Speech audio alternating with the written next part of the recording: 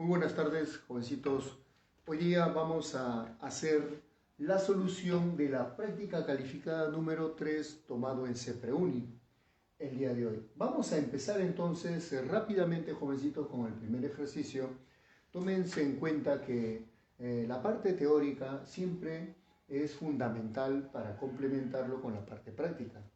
En este caso vamos a ver que cuando hacemos la teoría y nosotros hablamos de cinemática, justamente la cinemática es la base fundamental para poder analizar todos estos eventos que se van dando posteriormente. En la primera pregunta me dan esa figurita, jovencitos, y nos dice un automóvil de masa M viaja con rapidez constante, como puede ver, 10 metros por segundo en el tramo AB, 10 metros por segundo en el tramo BC. En el tramo horizontal AB y luego en el plano inclinado BC, tal como muestra la figura. Respecto a las siguientes proposiciones, responda verdadero o falso, según corresponda y marque la secuencia correcta.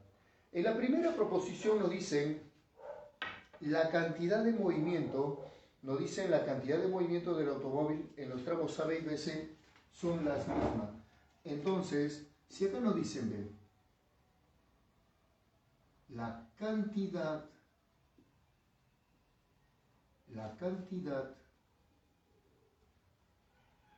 de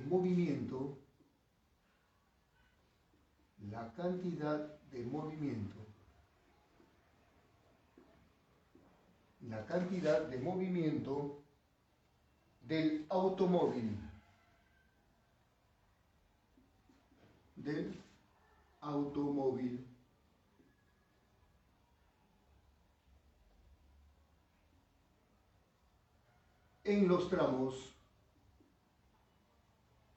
en los tramos AB y BC, en los tramos AB y BC, es la misma, nos dice. Es la misma.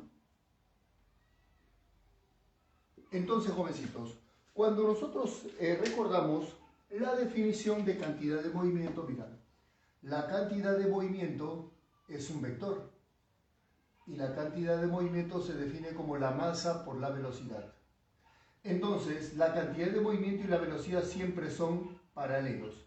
Entonces, si a nosotros nos dicen esto es la definición de cantidad de movimiento, entonces decimos en el tramo AB,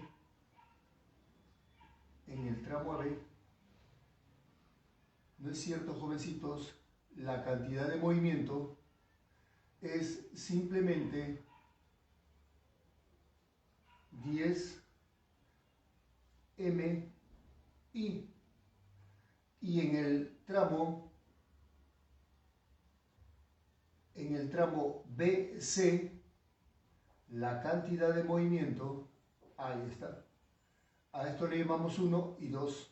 ¿No es cierto que esto será la masa por la velocidad? O sea, será también 10m, pero en este caso el vector unitario en la horizontal en el tramo AB sí, pero en el plano inclinado BC es por el vector unitario BC. Y ese vector unitario va a tener que ver justamente con el ángulo que forma para poder trazar las componentes de ese vector unitario. Por lo tanto, jovencitos, las cantidades de movimiento en el tramo AB y BC no van a ser iguales, son diferentes. Entonces, esta primera proposición sería falsa. ¿Ven? Ya está. La cantidad de movimiento es un vector siempre paralela a la velocidad. Como la velocidad es inclinada, su vector unitario sería así. Su vector unitario es el, y este sería el vector unitario, esto sería el vector unitario en AB, que se conoce, y esto es I. En el tramo BC tiene una componente I, J, que van a ser diferentes. Entonces, acá decimos, conclusión. El vector unitario en AB es diferente al vector unitario en BC. ¿Ya, jovencitos? Eso sería nuestra respuesta para esa primera proposición. Vamos a ver por acá la segunda proposición. Veamos por acá. Entonces, vamos a ver acá qué nos dice la segunda proposición. En la segunda proposición, ¿qué nos dice? Dice así: el impulso, segundo, nos hablan de impulso. Ahí está. Nos dicen así. A ver, nos dicen: el impulso resultante sobre el automóvil, mira, el impulso resultante. El impulso resultante sobre, ahí está, el impulso resultante sobre el automóvil,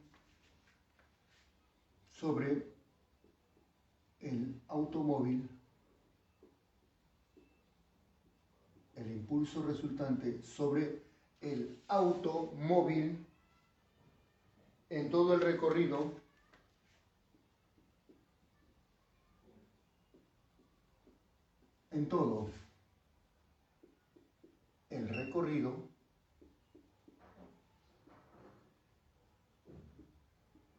es cero, nos dice, o nulo también podrían decir.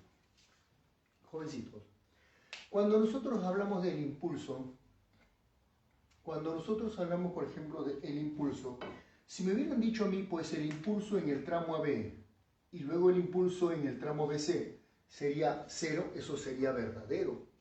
El impulso en AB, cero, porque se mueve con velocidad constante. El impulso en BC también sería cero porque se mueve con velocidad constante. Pero cuando me dicen el impulso total en todo el recorrido, entonces cuando ese móvil llega al punto B, justo ahí ocurre una pequeña inclinación, una curva, una desviación. Entonces nosotros decimos acá, mira, decimos el impulso en AB es nulo. El impulso en BC es también nulo.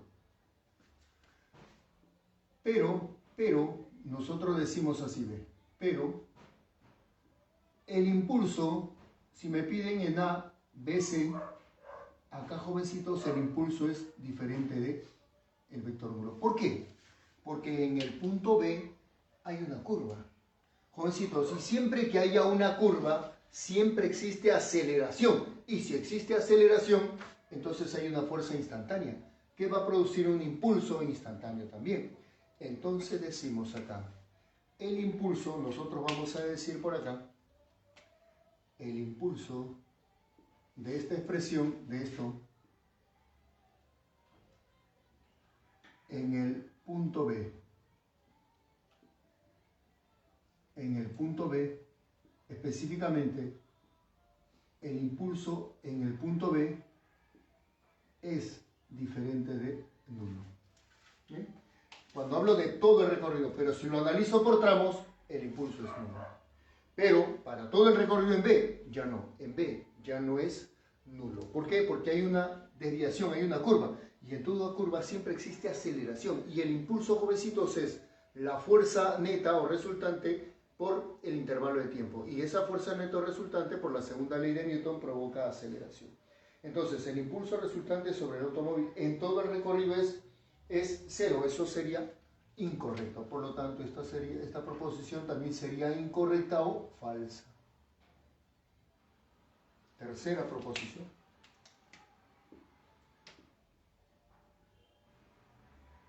En esta tercera proposición, ¿te das cuenta? Mira, esto nosotros debemos de tenerlo en cuenta desde cinemática. En cinemática, nosotros cuando vemos una curva, no necesariamente tiene que ser una curva, pues un arco, ¿no? Sino simplemente cambia de dirección. Y cuando cambia de dirección, así tenga rapidez constante, entonces se produce aceleración, que siempre apunta hacia la concavidad. Entonces, si hay aceleración, entonces hay impulso. Profe, pero esa aceleración es instantánea. El impulso también es instantáneo. Pero ya no puedo decir que es cero. ¿Correcto, jovencitos? Eso fue la pregunta número 1 en la parte de física. Vamos a ver por acá. La tercera, ¿no? La tercera proposición nos dice así. Solo hay impulso resultante sobre el automóvil diferente de cero cuando pasa por B. Bien. Esta tercera proposición sería correcta. Verdadero. Ahí está. Verdadero. ¿Ya? Por lo explicado anteriormente. Cuando analizo todo el recorrido. Profe, pero si me dicen en AB, ¿hay impulso? No. En BC no hay impulso tampoco. Porque de B a C, acá empiezo a analizar el movimiento, ya en el plano inclinado. No cuando da la curva. En cambio, cuando analizo todo el recorrido, en B hay una desviación. ¿Ya? Entonces, eso sería pues la respuesta para ese ejercicio número 1. Ahora, en el problemita número 2, acá vamos a ver el ejercicio número 2. Un problemita de choque, jovencitos. Entonces, ya está. Acá te das cuenta que hay que tener mucho cuidado y sobre todo el fundamento teórico que estamos dando. El fundamento teórico tiene que ver pues con los inicios del curso, ¿no? En la parte de cinemática, ¿ya? Entonces, ahí, jovencitos, estamos nosotros recurriendo a nuestra experiencia en la parte práctica. La experiencia en la parte práctica y la experiencia en la parte teórica. Cuando nosotros escuchamos la teoría, toda la teoría pues tiene que estar fresca en nuestra mente, ¿no? Entonces, vamos a ver por acá. Tenemos dos esferitas. Una esferita A, una esferita B. Ahí está. La esferita A se mueve con una rapidez B, mientras que la esferita B, esta masa es 2m. La esferita B, su masa es m, y esta esferita se encuentra en reposo. La rapidez inicial de B es 0. Ahora, jovencitos, después de un choque, ¿qué tipo de choque? A ver, vamos a ver el enunciado, que es lo que nos dicen. Acá tenemos a las esferitas después de la colisión. Este es el estado antes del choque y tenemos el estado después del choque. Las masas siguen siendo las mismas. 2m por acá y m por acá. Ya está. Esto es la posición antes del choque. Esto es antes de la colisión. Y esto es después de la colisión. Pero, jovencitos, el choque se clasifica unidimensional. Primero es el que nosotros vamos a desarrollar. Pero también nos dicen, a ver, el choque, dos partículas A y B colisionan elásticamente como se muestra en la figurita. Por lo tanto, el coeficiente de restitución es la unidad. Ya está. Muy bien, entonces, primera proposición nos dicen, la rapidez de la partícula después de la colisión es b tercio. Jovencitos, como no sabemos, es incierto, lo único que puedo yo afirmar es que B se va a mover a la derecha, pero A no sabemos si se va a mover a la derecha, se va a mover a la izquierda porque puede rebotar o se puede quedar en reposo. Por lo tanto, vamos a ponerle expresiones vectoriales. Velocidad de A después del choque y la velocidad de B después del choque. Ahí está. Entonces, vamos a ver nuestra primera proposición. Vamos a ver acá. La rapidez de la partícula después del choque. Entonces, acá tenemos que aplicar nuestros conocimientos de choques y siempre, jovencitos, en esta primera proposición vamos a empezar a hablar del sistema. Acá nosotros decimos primero del sistema. Ahí está. En ese sistema diremos primero la cantidad de movimiento de ese sistema al inicio va a ser igual a la cantidad de movimiento del sistema final. Ya está. Entonces, nosotros por acá vamos a reemplazar. la cantidad de movimiento al inicio de ese sistema y la cantidad de movimiento final de ese sistema. Entonces, por acá, jovencitos, los problemas de choque siempre cuando vamos a empezar la solución, siempre empezamos con la conservación de la cantidad de movimiento, pero del sistema, no de cada partícula. Entonces, al inicio será la masa de A, que sería 2m por la velocidad de A, que sería B por I. Ahí está, por B. Ahí está, B por I. Pero, profe, el I se va a cancelar, muy bien. Entonces, por acá nosotros decimos así. A ver, vamos a poner así el I. Ahí está, por el I. Entonces, la cantidad de movimiento al final será la masa de A, que es 2m, por la velocidad de A, después de la colisión, más la masa de B, que es m, por la velocidad de B. Ahí está. De ello, jovencitos, vamos a observar nosotros que las masas se están cancelando. Mira, las masas se cancelan y vamos a decir, por acá vamos a expresar lo siguiente, que 2b I es igual a 2 veces la velocidad de A más la velocidad de B. Primera ecuación.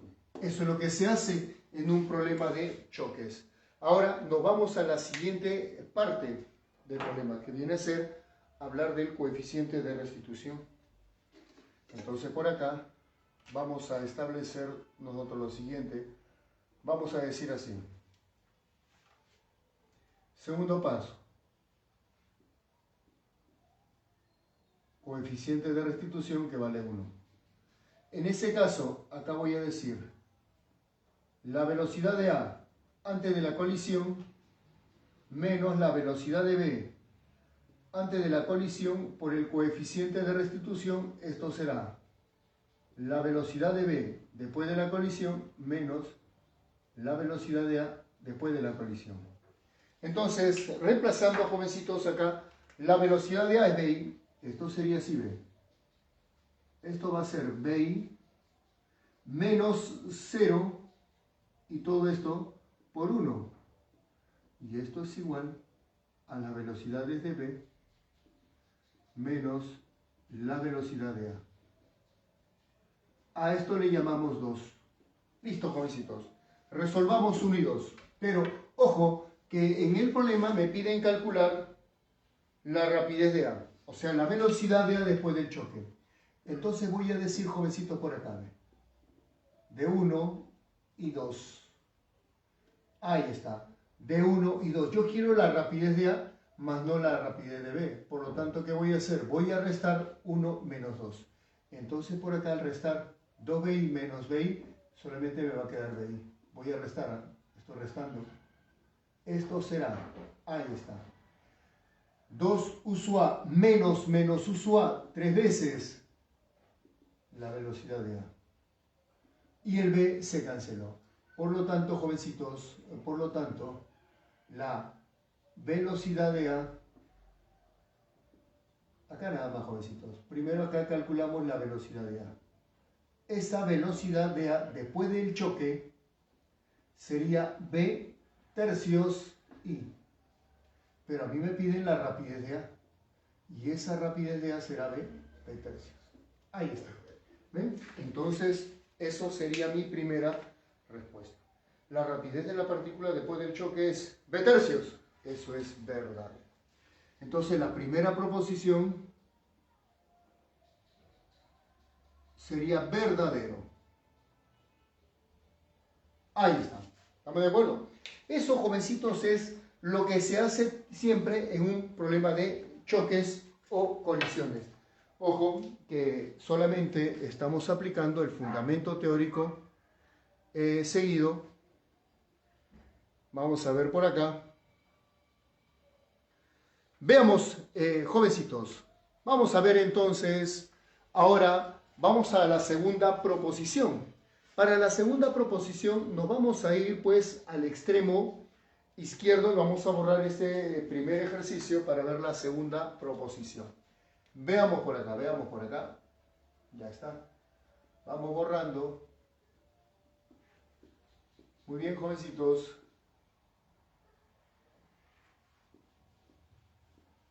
Por acá diremos así. Segunda proposición. Segunda proposición. Ahí está.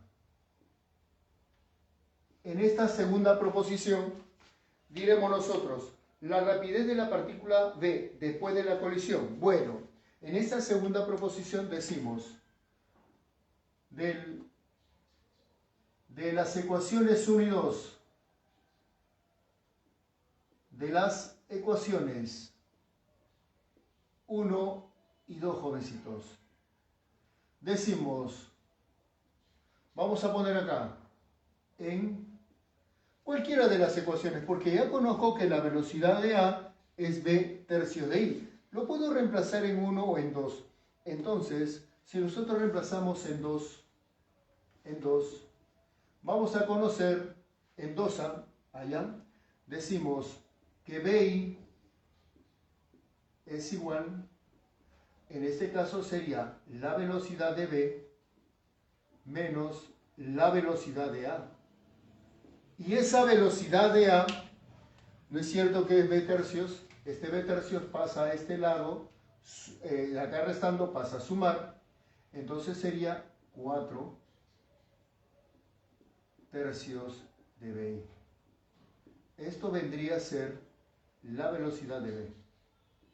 ¿Ven? Ya está. Entonces, en ese caso, tenemos nosotros por acá, esta segunda proposición sería incorrecta, ¿no? Porque en el enunciado nos dicen que es 2B tercios. Por lo tanto, o por acá decimos, entonces, por acá nos piden el módulo de esa velocidad de 3 de B. Ahí está. Esa rapidez de B sería 4B tercios. Esto sería mi respuesta. Y eso no coincide con lo que me indica en el enunciado, por lo tanto, esta proposición sería incorrecta. Esta proposición sería falsa. Ya está. Listo, jovencitos. Y nos vamos a la tercera proposición. ¿Ven? En la tercera proposición. Listo. ¿Qué es lo que nos dicen ahora? En esta tercera proposición nos dicen el módulo de la velocidad de A respecto de B después de la colisión es. Entonces, nosotros vamos a decir acá, después del choque. Después del choque. Ahí estamos, jovencitos. Cuando me piden después del choque, me piden la velocidad relativa. La velocidad de A respecto de B. O sea, que la velocidad después del choque de A respecto de B, esto sería la velocidad de A después del choque menos la velocidad de B después del choque. Esto es el movimiento relativo. Entonces, jovencitos, lo que vamos a hacer es reemplazar cada uno de esos valores ya obtenidos. Pero tú sabes que la velocidad o el movimiento relativo se trabaja en forma vectorial. La velocidad de A después del choque sería B tercios. B tercios I menos la velocidad de B, que sería 4 tercios B I. Esto, jovencitos, vendría a ser menos B. Sería menos 3 menos BI. Esto sería la velocidad relativa después del choque de A respecto a B. Por lo tanto, a mí me piden la rapidez, entonces el módulo de la velocidad relativa de A respecto a B. Y esto, jovencitos, sería B. Esto sería mi respuesta para la tercera proposición. Y eso, como nosotros podemos comprobar, es correcto. Es verdadero. Ahí estamos, jovencitos. ¿Sí? Entonces, Eso sería la solución para este problemita número 2. Vamos a pasar al ejercicio número 3, jovencito, ¿ya? Mira, como te das cuenta, el problema no es complicado, sino simplemente consiste en conocer bien el marco teórico. El marco teórico es fundamental, pero para poder conocer bien y resolver los problemas sin ningún inconveniente, tenemos que tener una buena base teórica. Y la base teórica pues la estamos dando nosotros en la institución. Justamente los muchachos que forman parte de la institución, ellos dan pues crédito a lo que nosotros estamos mencionando, ¿no? A través del tiempo y la experiencia que nosotros tenemos en el desarrollo del sílabus de CEPRE, entonces eso nos respalda, ¿no? Entonces, jovencitos, vamos a ver por acá el problemita número 3. El problemita número 3, ¿qué es lo que nos dicen, jovencitos? Mira, en ese problemita número 3 vamos a escribir el enunciado. Dice así, ¿ven? Por acá nosotros diremos, en ese problemita 3 diremos del enunciado. Ahí está. Del enunciado. Mira, nos dice así. Si la cantidad de movimiento lineal de una partícula permanece constante y diferente de cero, indique verdadero o falso. Entonces, en ese caso, cuando te dicen que la cantidad de movimiento de una partícula permanece constante, entonces nosotros podemos decir que si la cantidad de movimiento es constante, entonces podemos hablar de un sistema aislado en forma general. Decimos nosotros, en general. Ahí está, en general. Para que una partícula conserve su cantidad de movimiento, nosotros hablamos de un sistema aislado. Ahí está. Sistema aislado. ¿En qué consiste un sistema aislado? En que tenemos nosotros acá, por ejemplo, un sistema de ejes cartesianos. Tenemos acá el espacio euclidiano, eje Z. Por acá tenemos el eje Y. Y por acá tenemos el eje X. Y por acá nosotros dibujamos una partícula. Mira, por acá dibujamos nosotros una partícula que tiene masa. Ahí está. Y tiene movimiento. Ahí está. Esa partícula tiene velocidad. Entonces, jovencitos, si nos dicen que tenemos un sistema donde la cantidad de movimiento lineal es constante, entonces, esta es la trayectoria que sigue esa partícula.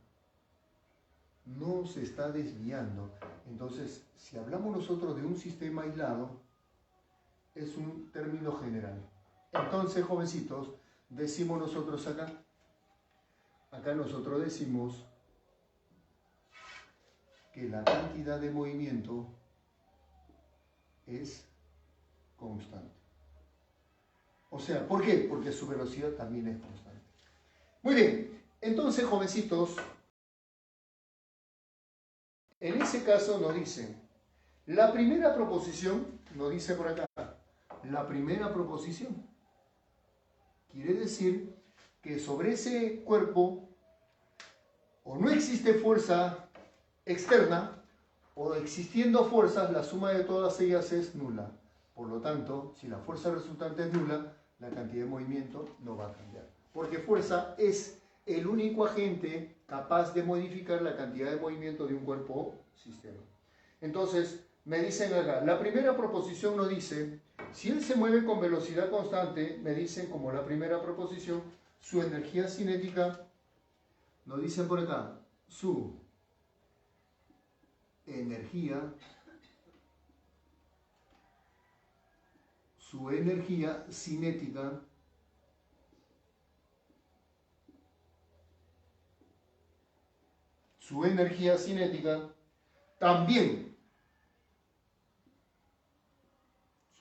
cinética también, permanece constante.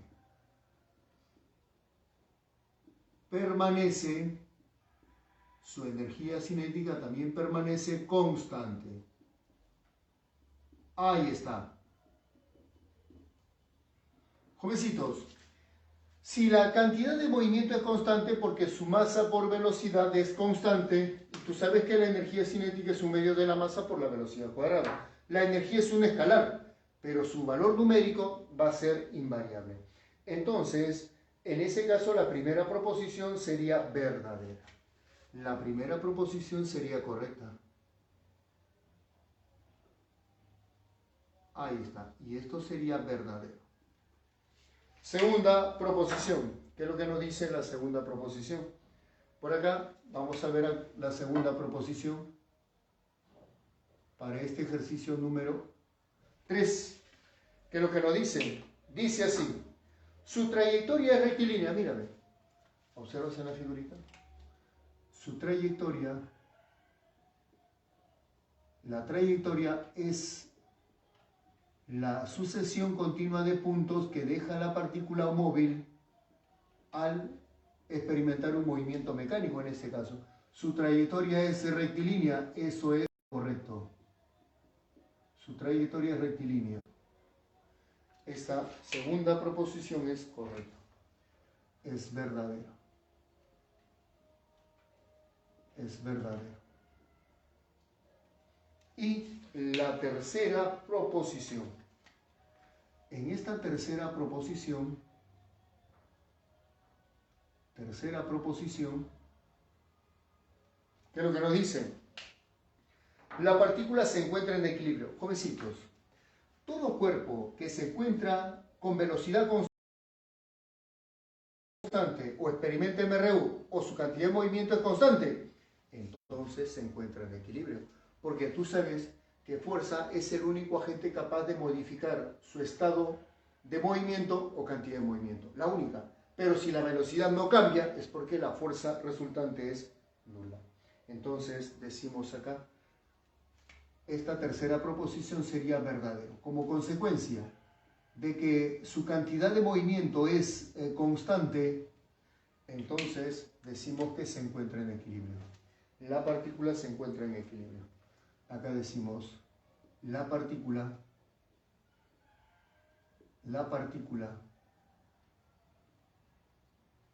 se encuentra en equilibrio. La partícula se encuentra en equilibrio.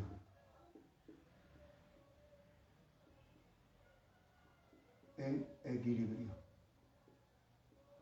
Esto, jovencitos, sería el ejercicio número 3. Entonces decimos que todas son correctas.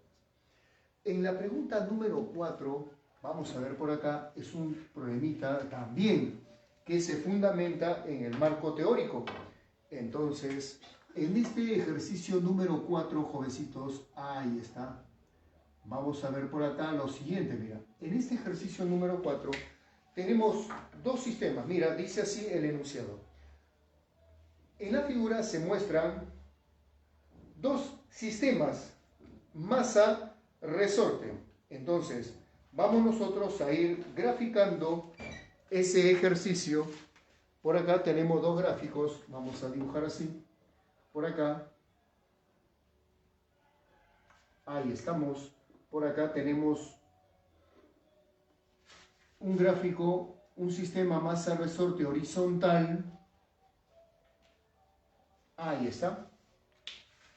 Tenemos nosotros una masita M1 sobre una superficie lisa. Una masita M1. Así es como está el ejercicio. Ahí está, tenemos a ese bloquecito que tiene una masa M1 y él está sujeto a un resorte cuya constante de rigidez es K1. ¿Ven? Por acá y por acá.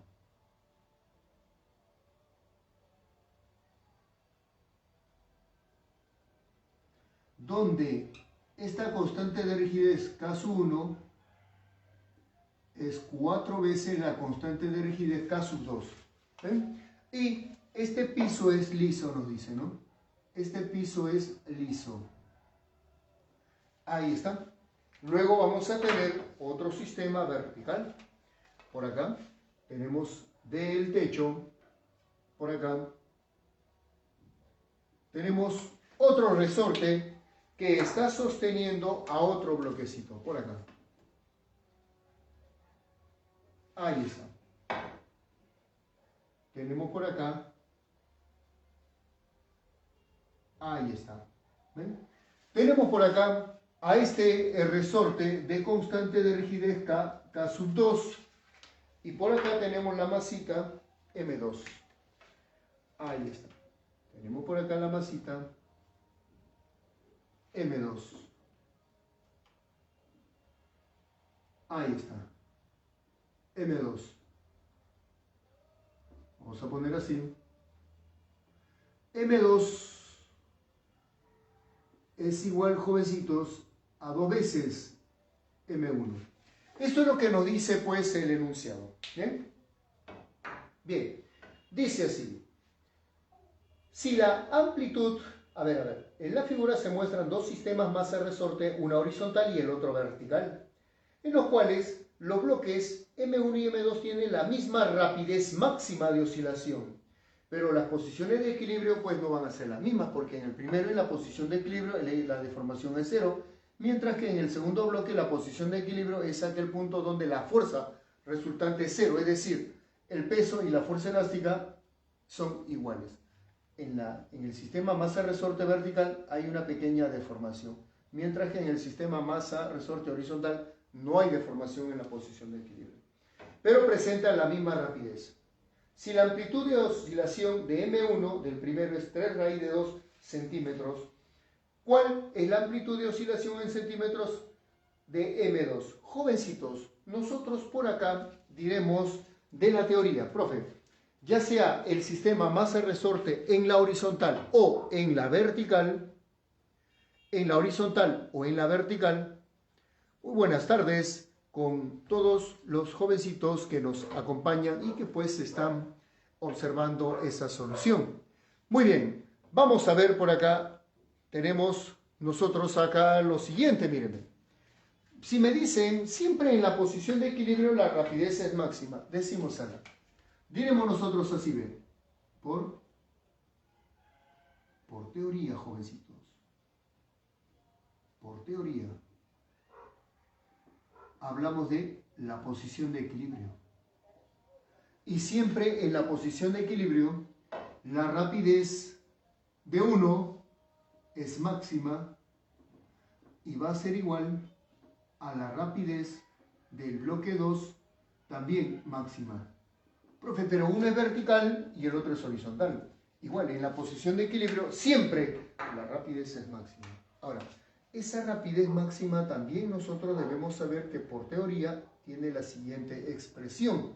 Mira acá. La rapidez máxima se va a calcular siempre como la frecuencia angular 1 por la amplitud. 1. Esto va a ser igual la frecuencia angular 2 por la amplitud 2. Ya está.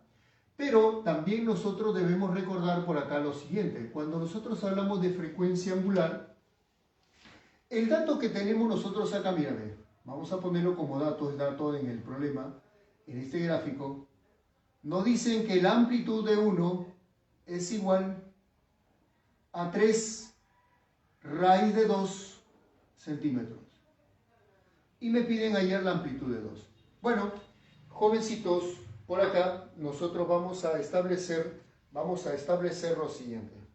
Por acá, mírame, cuando nosotros queremos la frecuencia angular, por definición, frecuencia angular, jovencitos, en el movimiento armónico es, ahí está, coincide con la velocidad angular. En este caso, tenemos las constantes y las masas. Por lo tanto, la frecuencia angular se define también en función a la constante de rigidez y la masa del bloquecito que está oscilando. Entonces por acá decimos que esta frecuencia angular será, en este caso, la constante de rigidez 1 sobre la masa 1. Y todo esto multiplicado por la amplitud 1. ¿Qué dato? Esto será la frecuencia angular de 2. Y esto, jovencitos, será así. La raíz cuadrada de la constante de rigidez 2 sobre la masa 2. La constante de rigidez 2 sobre la masa 2. Y todo esto multiplicado por la amplitud 2. Listo, jóvenes. Dime una cosa. La constante de rigidez 1 es 4 veces la constante de rigidez 2. La masa 2 es 2 veces la masa 1. Entonces, todo está simplemente para reemplazar. ¿Ven? Entonces, mira, la constante de rigidez 1 es 4 veces la constante de rigidez 2. Y la masa 2 es 2 veces la masa 1. Entonces, acá me va a quedar por acá 2. Y acá me va a quedar raíz de 2. Raíz de 2 y amplitud 1, 3 raíz de 2. 3 raíz de 2 por raíz de 2 es 6. Por 2, 12. Por lo tanto, jovencitos, la amplitud, ahí está, ¿ven? Por acá decimos que la amplitud 2, en ese caso va a ser 12, ¿en qué unidades? En centímetros. Y esto sería la respuesta, ¿bien? Para ese problemita. Problemita interesante donde debemos o saber nosotros que en la posición de equilibrio la rapidez es máxima y la condición es que la rapidez máxima del bloque 1 es igual a la rapidez máxima del bloque 2. ¿Y eso dónde se da? Solamente en la posición de equilibrio, para ambos bloquecitos. ¿Ya? Solo que en un sistema masa-resorte horizontal la posición de equilibrio X es 0. En un sistema masa-resorte vertical la posición de equilibrio es diferente de 0. El X es diferente de 0. Vamos a pasar a ver, jovencitos, el quinto ejercicio, el último ejercicio de esta práctica. Todas las prácticas son interesantes porque nos hacen o nos permiten recordar la teoría en su verdadera expresión, ¿no? Donde uno tiene que utilizar las herramientas y la experiencia teórico-práctico para salir airoso de las preguntas. En la pregunta número 5 dice señale verdadero o falso nada más. A ver, vamos a ver por acá el problemita número 5, jovencitos. Diremos nosotros por acá así del enunciado.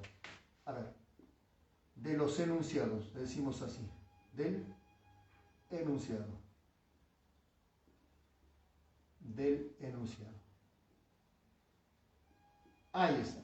Miren, jovencitos, en esa pregunta 5 dice 1, vamos a escribir lo que nos dice pues cada una de las proposiciones y luego nosotros vamos a responder con la expresión correcta. Dice así, las ondas longitudinales, dice así, ven, las ondas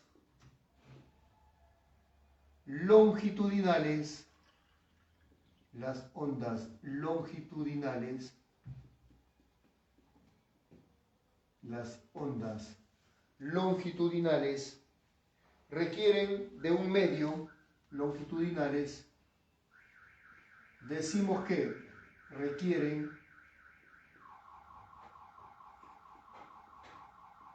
de un medio,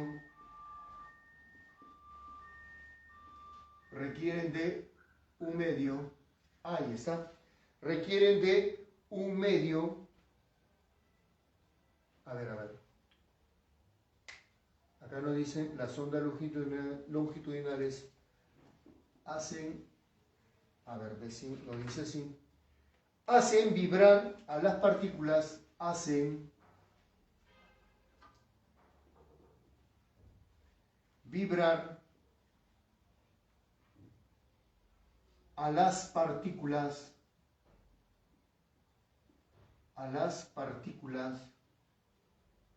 hacen vibrar a las partículas del medio, las partículas del medio,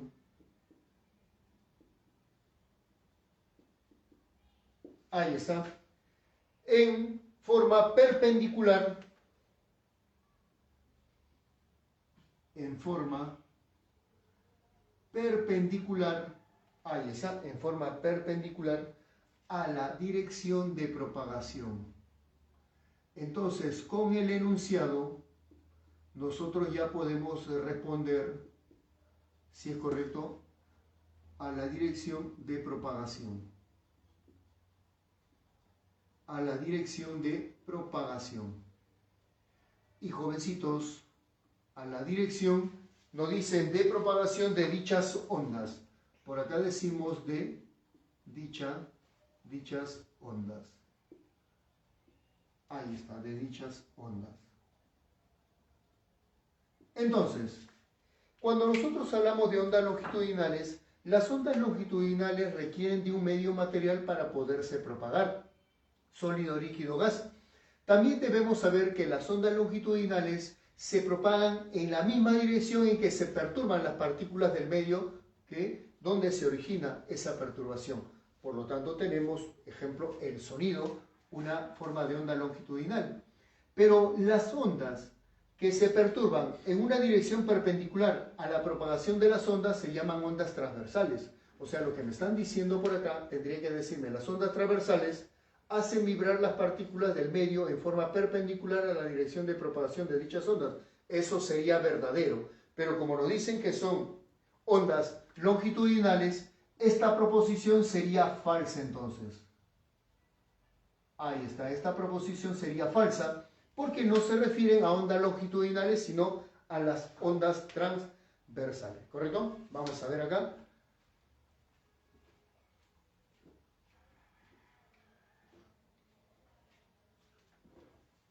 Veamos, jovencitos, por acá, la segunda proposición. ¿Qué es lo que nos dice la segunda proposición? Vamos a ir haciéndolo por acá.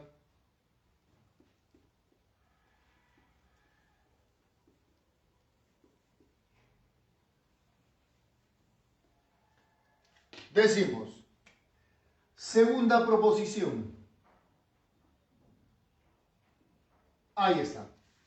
En esta segunda proposición nos dice, las ondas mecánicas requieren de un medio físico. Las ondas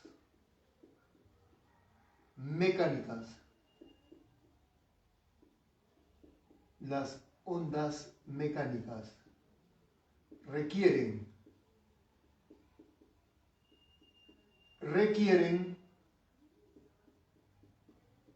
de un medio,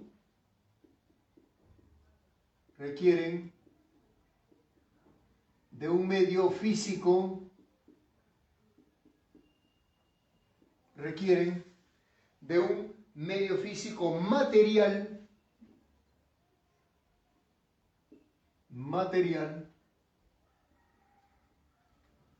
para, ahí está, para propagarse. Es lo que nos dicen en esta segunda proposición. Jovencitos, las ondas mecánicas, ya sean longitudinales o transversales, requieren necesariamente de un medio elástico o medio material para poderse propagar, que puede ser sólido, líquido o gas. Las ondas mecánicas nunca se pueden propagar en el vacío, ya que no existe medio material ahí. Por lo tanto, esta proposición sería verdadera. Esta proposición sería correcta. O sea, decimos que esta proposición es verdadera. Ahí está. Y nos vamos a la tercera proposición. Te das cuenta que solamente consiste en conocer el concepto teórico, el marco teórico, para poder responder rápidamente. Es así como nosotros pues lo mencionamos, ¿no? Cuando hacemos la teoría, toda la expresión necesaria, concisa, para que el alumno no dude, sin pues redundar y simplemente darle el concepto claro. 3. La rapidez de propagación de las ondas, decimos así. Nos dice, el enunciado dice así. La rapidez de propagación,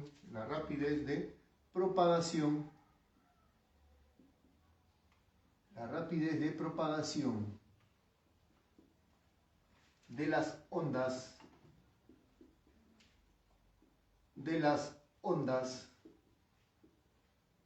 ahí está, la rapidez de propagación de las ondas está determinada. Está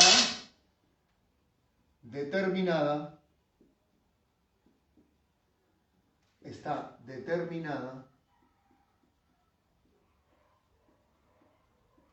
ya está determinada por la fuente que la genera.